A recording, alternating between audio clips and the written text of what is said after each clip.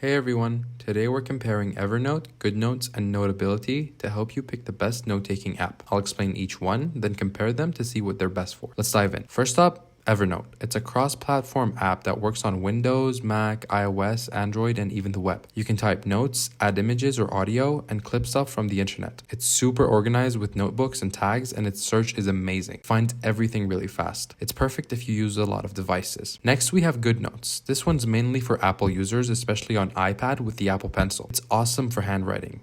Think digital notebooks with neat features like shape recognition. You can also type and organize notes into folders. It's simple, pretty, and great for handwritten notes. Finally, Notability. Also for Apple devices, it mixes handwriting, typing, and audio recording. You can mark up PDFs and even record lectures while taking notes. Plus, it has cool AI tools to summarize stuff. It's easy to use and perfect for versatile note-taking. So, how do they stack up? Evernote wins for flexibility. It's on every device and great for typing and organizing tons of notes. Goodnotes is the champ for handwriting, especially if you love a clean, paper-like feel on your iPad. Notability shines with extras like audio and AI, making it awesome for students or anyone multitasking. Price-wise, Evernote has a free tier, but subscriptions start higher, while Goodnotes has a one-time buy option and Notability's yearly plan is cheap. Pick Evernote for cross-platform, Goodnotes for handwriting, or Notability for all-around features. That's it, guys. Try their free versions to see what fits you best, and let us know in the comments what's your favorite. Please like, share, and subscribe, and thank you for watching.